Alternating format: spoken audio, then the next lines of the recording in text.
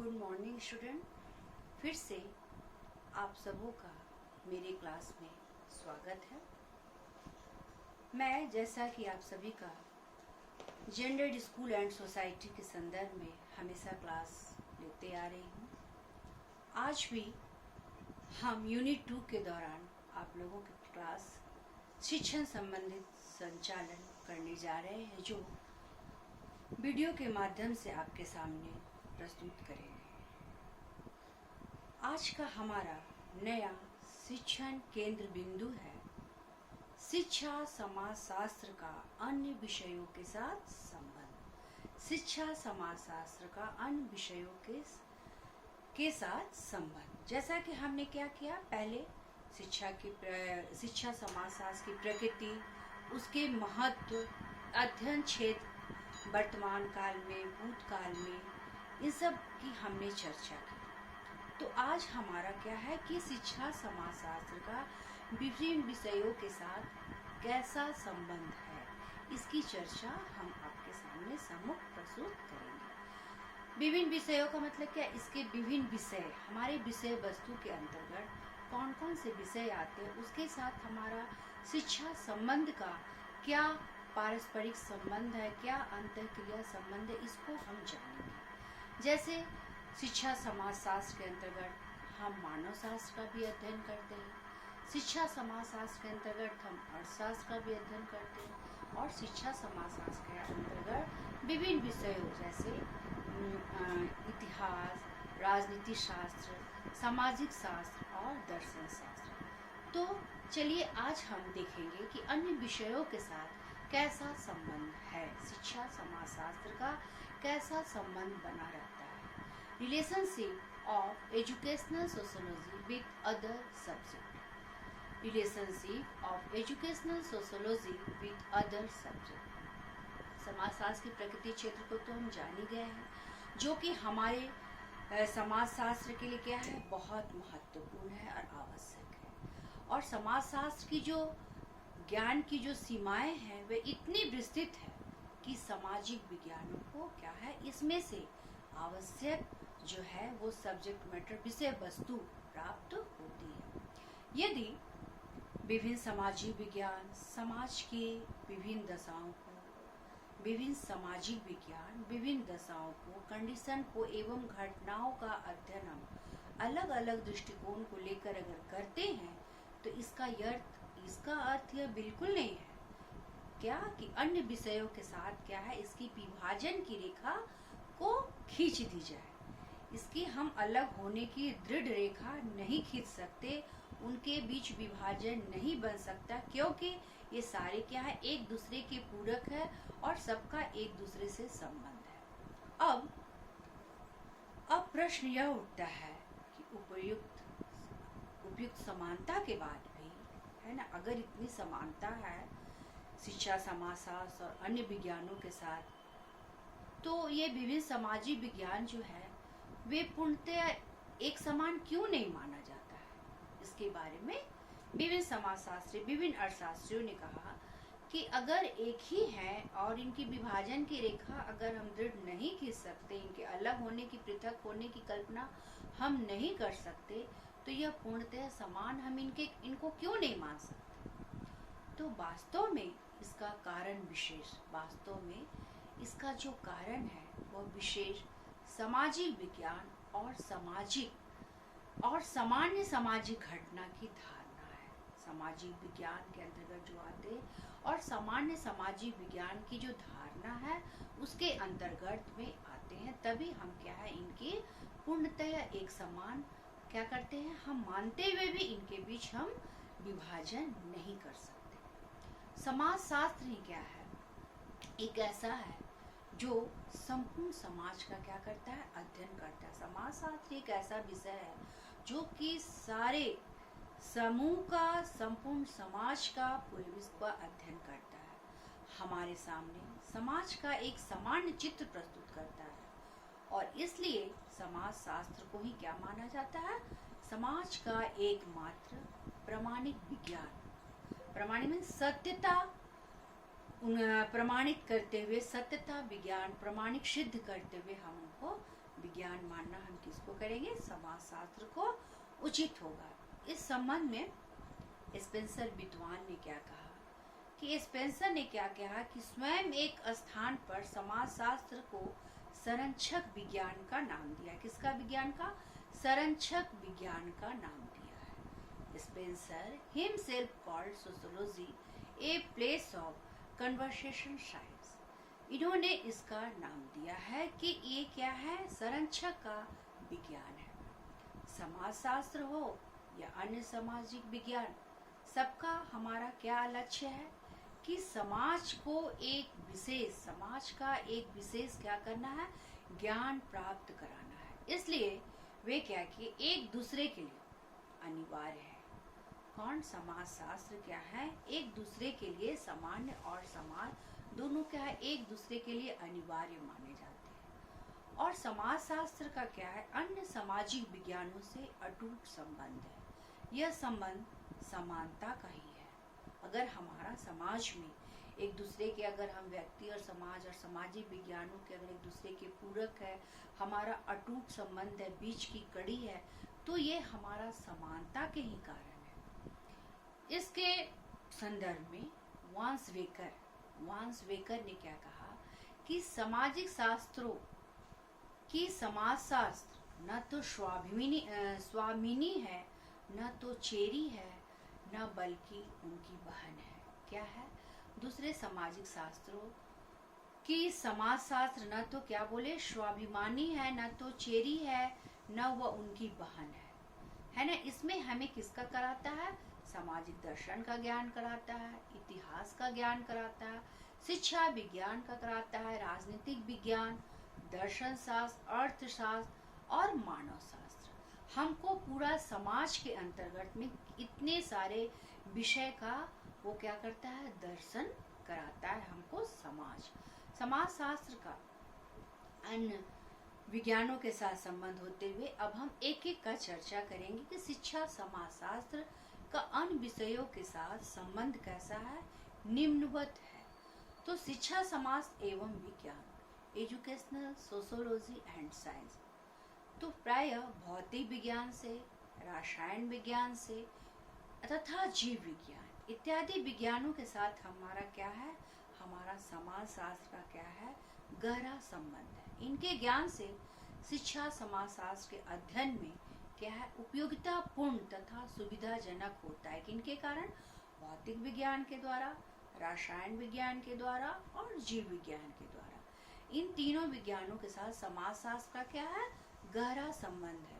और इनके ज्ञान से ही हमारा शिक्षा समाजशास्त्र के अध्ययन में उपयोगितापूर्ण तथा सुविधाजनक होता है। क्योंकि मानव के जिज्ञासु प्राणी होने के कारण ही क्या हुआ, आज हम इस वैज्ञानिक प्रवृत्ति को अपनाते हैं, वैज्ञानिक अध्ययन को अपनाते हैं। ठीक है।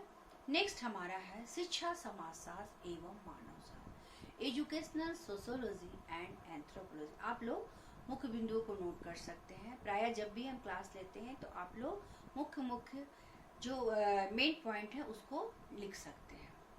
एंथ्रोपोलॉजी यूनानी शब्द एंथ्रोपोस से बना है, जो लॉगस से मिलाकर एंथ्रोपोलॉजी बना है। एंथ्रो का अर्थ क्या है, मानव, और लोगस का क्या अर्थ है, अध्ययन होता है या अध्ययन करना।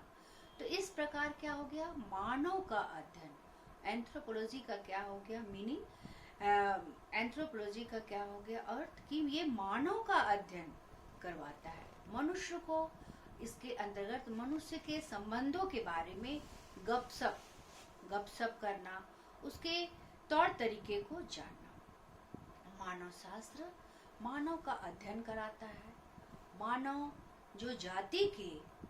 जाति के बीच जो मानव जाति का जो विकास है कैसे हुआ, हमारा प्राय जो आदिम कालीन समाज में था वो मानव जाति का जो विकास है वो सामाजिक विज्ञान के द्वारा ही है। यह वर्तमान से लेकर क्या कराता है, अतीत का भी सर्वेक्षण कराता है। यह हमारे वर्तमान से लेकर अतीत का भी सर्वेक्षण करता है। यह वह विज्ञान है ना। हमने क्या बताया, आदिम समाज। तो आदिकालीन क्या करता है, मानव की शारीरिक, सामाजिक सांस्कृतिक और उद विकास संबंधी विशेषताओं का अध्ययन करता है। समाजशास्त्र और मानव शास्त्र क्या है, ये इतने घनिष्ठ रूप से संबंध है कि क्रॉबर महोदय ने, क्रॉबर विद्वान समाजशास्त्री, उन्होंने क्या कहा, इन्हें जुड़वा बहनें, ट्विन सिस्टर तक कह दिया। किसको?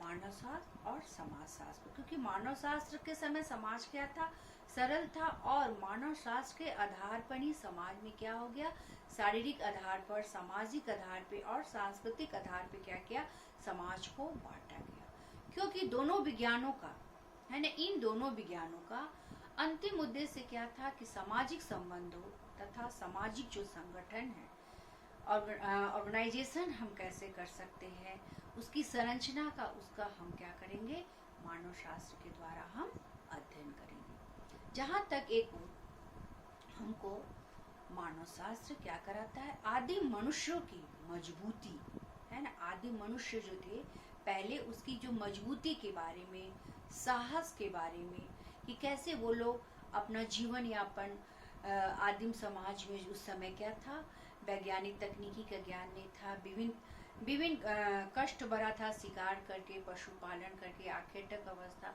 तो कैसे पहले वे लोग जो मानव शास्त्री आदिम मनुष्यों की जो मजबूती है वो क्या है, निरक्षरता का ज्ञान कराती है, लेकिन निरक्षरता रहते हुए भी वो क्या करते हैं, मजबूती, साहस और बहादुरी की कहानी का अध्ययन कराता है। वही दूसरी ओर क्या करता है, उनकी सांस्कृतिक अवशेषों की भी खोज का अध्ययन करता है। उनके जितने भी सांस्कृतिक अवशेष हैं, तथ्यों का जो संग्रह है, उसका वो अध्ययन कराता है। मानव से ही क्या होता है, हमारा समाज का निर्माण होता है, और समाज शास्त्र की जो आधारशिला है, मानव शास्त्र की नींव पर ही अवलंबित है।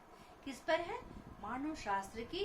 क्योंकि हमारा जो सरल समाज आया वो धीरे धीरे क्या बन गया, जटिल समाज। तो हमारा समाज शास्त्र धीरे धीरे आधारशिला है, तभी हम जब ये समाज हमको मिला, उसी को हम क्या कर रहे हैं, शिक्षित कर रहे हैं, प्रेरणा दे रहे हैं, जिज्ञासा दे रहे हैं, और उनके अंदर बौद्धिक विकास को हम लोग प्रेरित कर रहे हैं। तो शारीरिक मानव विज्ञान के आधार पर ही मानव को हम क्या कर रहे हैं, अलग अलग वर्गों में, जातियों में हम क्या करते हैं, बांटते हैं। इनको किसके आधार पे, शारीरिक के आधार पे, सांस्कृतिक के आधार पे।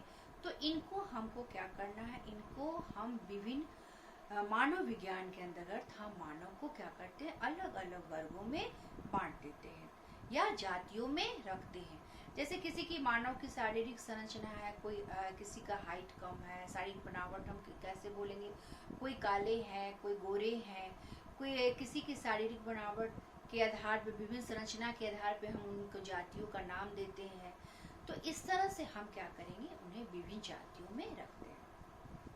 नेक्स्ट क्या है, इसी के अंतर्गत मानव शास्त्र में हर्ष कोविड, समाजशास्त्री हैं, हर्ष कोविड ने क्या कहा है कि मानव विज्ञान मनुष्य और उसके कार्यों का अध्ययन है। उन्होंने क्या बताया मानव शास्त्र को, कि मानव विज्ञान जो है मनुष्य और उसके कार्यों का ही अध्ययन कराता है। Anthropology is the study of man and his work.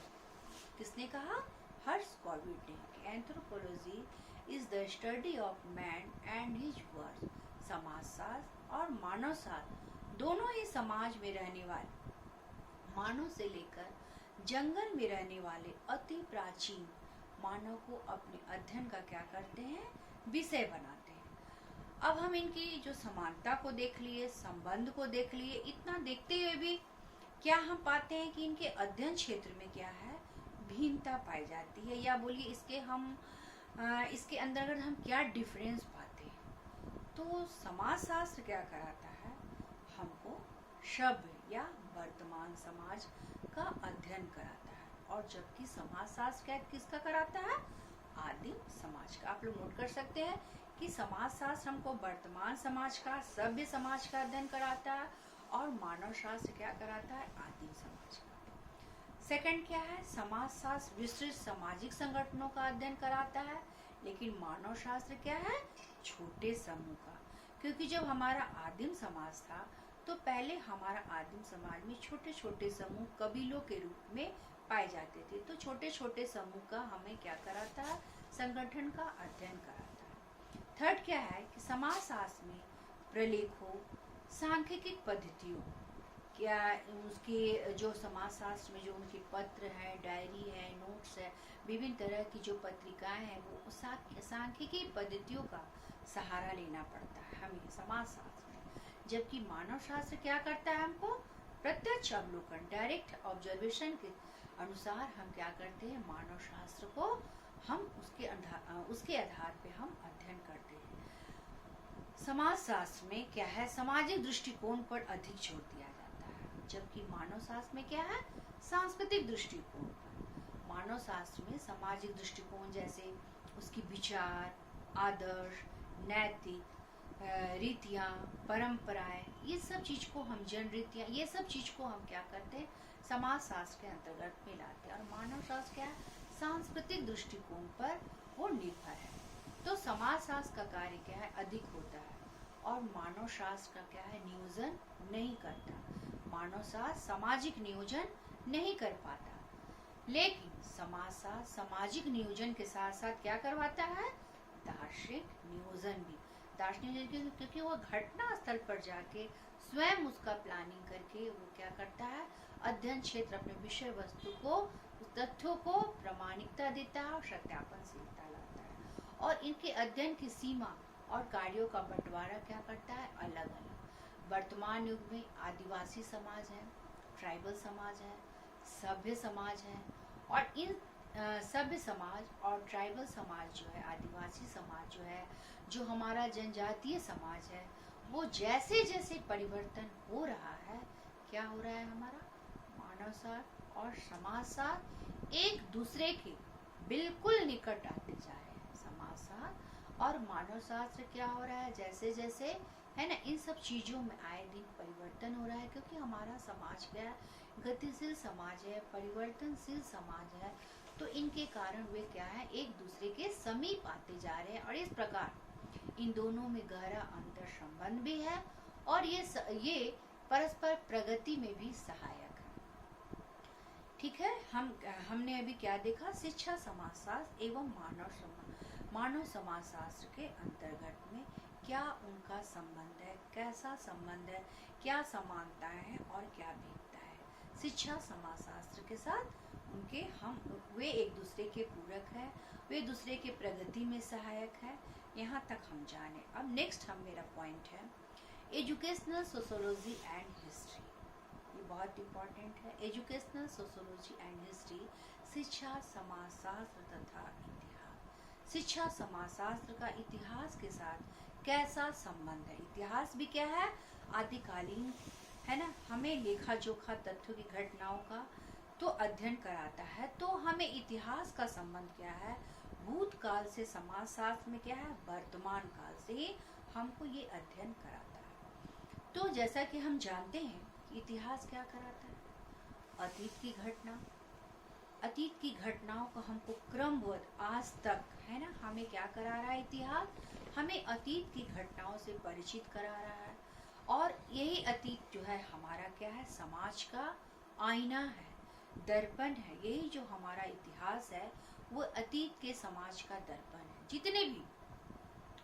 जितने भी ऐतिहासिक घटनाएं हैं वे समाज की हो तो घटनाएं हैं, समाज की तो घटनाएं हैं ही। अतीत केवल अतीत नहीं है बल्कि वर्तमान को भी समझने का सबल माध्यम है, वर्तमान को भी समझने का सबल माध्यम है।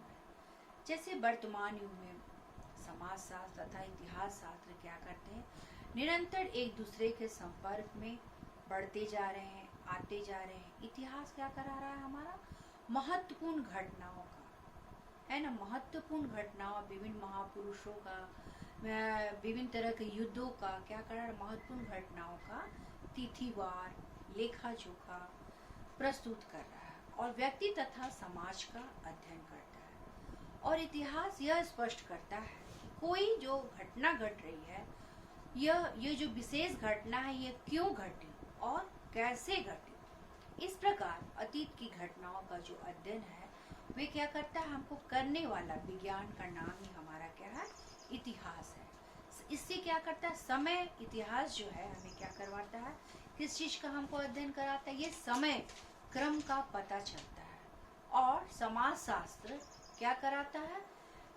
समाज शास्त्र हमको विभिन्न सामाजिक राजाओं के इतिहास को हमें क्या करता है, विभिन्न नेताओं को, विभिन्न विशिष्ट नेताओं के बारे में, विभिन्न महापुरुषों के बारे में हमको क्या करा रहा है, इतिहास, विभिन्न युद्धों के बारे में, विभिन्न इस सब चीज़ों के बारे में हमें क्या करा रहा है, हिटलर, नेपोलियन, बिस्मार्क इत्यादि के हमें युद्धों के बारे में, उत्थान एवं पतन के बारे में हमें इतिहास क्या करा रहा है, शिक्षा दे रहा है अतीत की घटनाओं को। तो हम उससे क्या करते हैं, समाज शास्त्र के दृष्टिकोण से जुड़े रहते हैं। आज हमारा इतिहास का जो अध्ययन है वह समाज शास्त्रीय दृष्टिकोण से किया जाने लगा। धीरे धीरे क्या हो गया, इतिहास का भी अध्ययन क्या हो गया, समाज शास्त्रीय दृष्टिकोण से किया जाने लगा। अब यहाँ तक कहा जाने लगा कि जो ऐतिहासिक व्याख्या है उसका सामाजिक महत्व को, जैसे किसी भी महापुरुषों के बारे में, उसकी उपलब्धियों के बारे में, तो वो वहाँ पर क्या आ गया, सामाजिक महत्व को समझे बिना हम इतिहास का अध्ययन क्या है, मेरे लिए निरर्थक है, बेकार है। इस प्रकार दोनों विज्ञानों का संबंध क्या हो गया, अत्यधिक घनिष्ठ हो गया। तो वास्तविकता तो यह है कि अतीत केवल क्या है, अतीत ही नहीं है, बल्कि हमारा क्या है, वर्तमान को, हमारा जो वर्तमान है उसको समझने की एक कुंजी है, वर्तमान को समझने की एक कुंजी है जो समाज में परिवर्तन लाती, सामाजिक शक्तियों से परिवर्तित करती, वो हमारा क्या है, समाज है। ठीक है, हम क्या ये इतिहास और समाजशास्त्र का संबंध को जान गए। अब हम यहाँ तक आप लोग समझ गए। अब हम अन्य विषयों के साथ संबंध, उसमें विषय है सामाजिक मनोविज्ञान। तो शिक्षा, समाजशास्त्र तथा सामाजिक मनोविज्ञान में क्या संबंध है, इसे आगे हम देखेंगे कि शिक्षा, समाजशास्त्र, educational sociology and social psychology में, तो साइकोलॉजी अगर साधारण शब्दों में कहा जाए तो हमारा साइकोलॉजी है क्या, मन का विज्ञान, मन के बारे में कैसे उसका हम वैज्ञानिक अध्ययन शिक्षा समाजशास्त्र के अंतर्गत हम करेंगे। तो सामाजिक मनोविज्ञान और शिक्षा समाजशास्त्र का क्या है, घनिष्ठ संबंध है। सबके साथ देखिए क्या है, सबके साथ जो जितने भी विषय वस्तु है, जितने भी विषय हैं, क्या है, सबके साथ शिक्षा समाजशास्त्र का व्यापक रूप से संबंध, घनिष्ठ संबंध है। और समाजशास्त्र में समाज का अध्ययन है और समाज में जो पाए जाने वाले समूह व संस्थाओं का जो अध्ययन किया जाता है, समूह तथा व्यक्ति का क्या करता है, इसमें पारस्परिक संबंध, जितने भी लोग हैं, व्यक्तियों के समूह, संस्थाओं मीन्स विद्यालय, महाविद्यालय, क्लब, तो इन सब चीज़ों का अध्ययन हमको किसके द्वारा होता है, समाज के द्वारा। तो इन सब का समूह और व्यक्तियों का पारस्परिक संबंध होने के कारण इन दोनों शास्त्रों में संबंध का होना क्या है, अनिवार्य है। अनिवार्य होते हुए हम क्या देखेंगे कि ये दोनों विज्ञान में फिर यहाँ पर क्या है, एक दूसरे पर आश्रित बने हुए हैं। और सामाजिक मनोविज्ञान क्या है, जो मनोविज्ञान की वह शाखा है, हमने क्या कहा, मन का विज्ञान, तो वह शाखा है जिसके अंतर्गत क्या करते हैं, हम इस तथ्य का वैज्ञानिक अध्ययन किया जाता है कि दूसरे जो व्यक्ति हैं उसकी वास्तविक, काल्पनिक है ना, हम मनोविज्ञान के अंतर्गत व्यक्ति की काल्पनिक, वास्तविक और प्रच्छन्न उपस्थिति हमारे विचार में संवेग, उत्तेजना, उसका व्यवहार किस प्रकार से हमारे शिक्षा समाजशास्त्र को प्रभावित करता है, ये हम शिक्षा मनोविज्ञान के द्वारा ही जानेंगे। क्योंकि सामाजिक मनोविज्ञान क्या कराता है, विभिन्न सामाजिक घटनाओं में निहित मनोवैज्ञानिक कारकों का अध्ययन करता है। सामाजिक मनोविज्ञान विभिन्न सामाजिक घटनाओं में निहित मनोवैज्ञानिक कारकों को अध्ययन करता है। ठीक है, यहाँ तक इसी के अंतर्गत है समाज और समूह। प्राय कहा जाता है कि जो शिक्षा मनोविज्ञान है और शिक्षा समाजशास्त्र, उसके अंतर्गत में समाज और समूह जो है वे दोनों मिलकर कैसा कार्य करते हैं, इसके विभिन्न शिष्टाचार है, व्यवहार है। तो समाज की संरचना क्या करती है, इसके रीति रिवाज को, शिष्टाचार को, व्यवहार को, पर्याप्त ज्ञान और समाज क्या करता है, व्यक्ति के व्यवहार को समझने में क्या करता है, हमको मदद करवाता है। क्योंकि समाज क्या है, व्यक्ति के व्यवहार को प्रभावित करता है। समाज क्या है, व्यक्ति के व्यवहार को जब तक नहीं प्रभावित करेगा तो मनोविज्ञान का क्या है, व्यक्तिगत व्यवहार का हम अध्ययन नहीं कर सकते। इसीलिए हमें क्या है, व्यक्ति के व्यवहार को समझने में मदद करता है हमारा समाज। क्योंकि समाज व्यक्ति के व्यवहार को आए दिन क्या करवाता है, प्रभावित करता है। और दूसरी ओर सामाजिक मनोविज्ञान समूह या समाज के संबंध में व्यक्तिगत व्यवहार का अध्ययन करता है। मनुष्य का जीवन वास्तविक अर्थ में क्या है, सामूहिक जीवन है। मनुष्य का जो जीवन है वो वास्तविक अर्थ में क्या है, सामूहिक जीवन। वो अकेले अपना जीवन यापन नहीं कर सकता। क्योंकि मनुष्य की, बार बार हमने क्या कहा कि मनुष्य की आवश्यकताएं की पूर्ति क्या है, वो अकेले स्वयं नहीं कर सकता। उसको समाज में क्या है, सामूहिक जीवन व्यतीत करना है, एक दूसरे का सहारा लेना है। तो समूह का जो निर्माण है वो उस समय तक नहीं होता जब तक कुछ क्या करते व्यक्ति अपने एक दूसरे को अंतःक्रिया के द्वारा प्रभावित नहीं करते। ठीक है,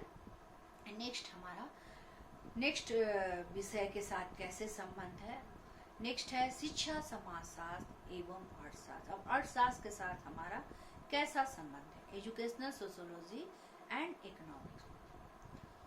तो यहाँ तक हम जान गए इतिहास के साथ, मानव शास्त्र के साथ और शिक्षा मनोविज्ञान के साथ कैसा संबंध है। अब हम आए शिक्षा, समाजशास्त्र एवं अर्थशास्त्र। तो समाजशास्त्र के विकास के आरंभिक समय में तो समाजशास्त्र को अर्थशास्त्र का एक शाखा के रूप में ही हम देखते हैं। क्योंकि इनकी ब्रांच क्या है, विभिन्न है।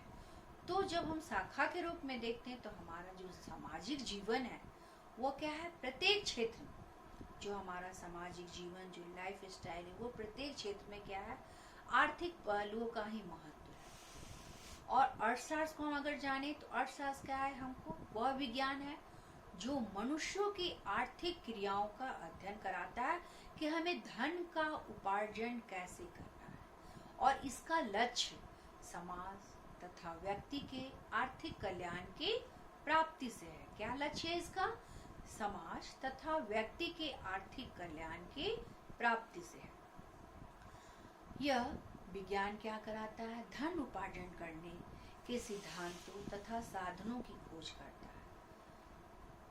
धन उपार्जन अर्थशास्त्र क्या है, आर्थिक क्रियाओं के लिए, और विज्ञान जो हमको है वो धन उपार्जन करने के लिए सिद्धांतों एवं साधनों की खोज करता है। तो हम साधारण सीधे शब्दों में बोलेंगे, अर्थशास्त्र धन प्रदान करने के तरीके को बतलाने वाला शास्त्र। अर्थशास्त्र धन प्रदान करने के तरीके को बतलाने वाला शास्त्र है। अर्थशास्त्र में आर्थिक क्रियाओं में मार्शल का नाम क्या है, सर्वप्रमुख माना जाता है। मार्शल एक अर्थशास्त्री थे। उन्होंने परिभाषित किया अर्थशास्त्र को कि अर्थशास्त्र एक और धन का विज्ञान है। अर्थशास्त्र क्या है, एक ओर धन का विज्ञान है और दूसरी ओर मनुष्यों के संबंध विषयों का एक भाग है। मनुष्यों के संबंधों के विषयों का एक भाग का अध्ययन है।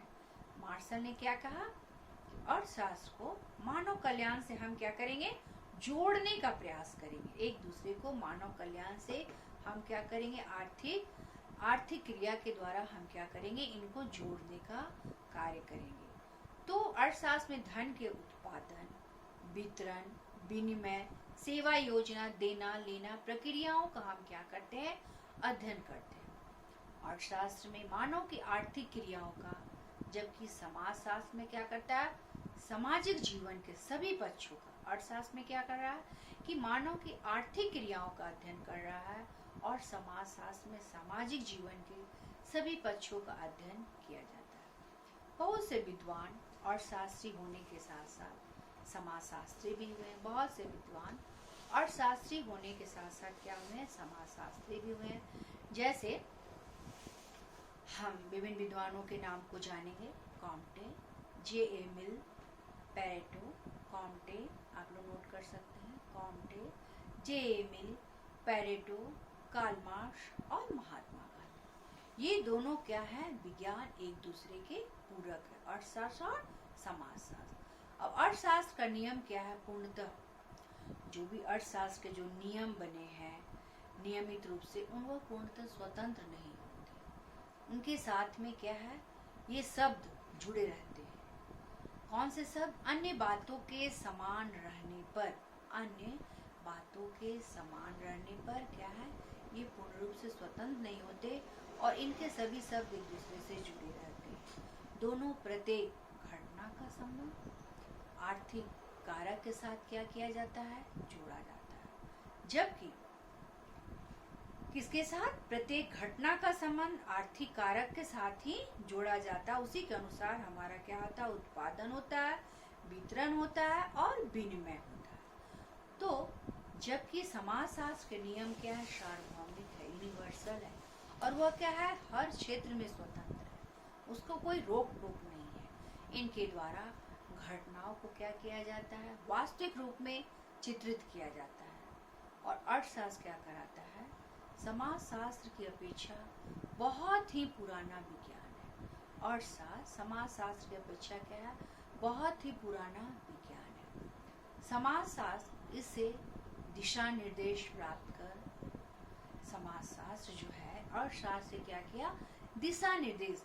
क्योंकि पहले का जो हमारा आदिम समाज, जो मानव शास्त्र हमने आदिम समाज का अध्ययन किया, तो आर्थिक क्रिया धन का हमको क्या था, उपयोग, धन का हमको भोग नहीं करना है, केवल अपनी जरूरतों के अनुसार हमें क्या करना था, उपार्जन का ध्यान रखना था। लेकिन जब अर्थशास्त्र और समाजशास्त्र के साथ संबंध आया तो अर्थशास्त्र समाज के लिए क्या करता है कि समाजशास्त्र अर्थशास्त्र को क्या देता है, इस पर मैकाइवर है ना, समाजशास्त्री मैकाइवर ने क्या कहा कि सभी जितने भी सामाजिक गतिविधियां हैं, आवश्यकताएं हैं, मैकाइवर के अनुसार है, आप लोग नोट कर सकते हैं कि सामाजिक गतिविधियां तथा आवश्यकताएं अर्थशास्त्र के सिद्धांतों से निर्धारित होती है। जितने भी इनके द्वारा सिद्धांत है मैकाइवर ने कि हमारी जो सामाजिक गतिविधियां की जो आवश्यकताएं हैं, जो हमारी आवश्यकताओं को पूर्ति करती है, वो अर्थशास्त्र के सिद्धांत से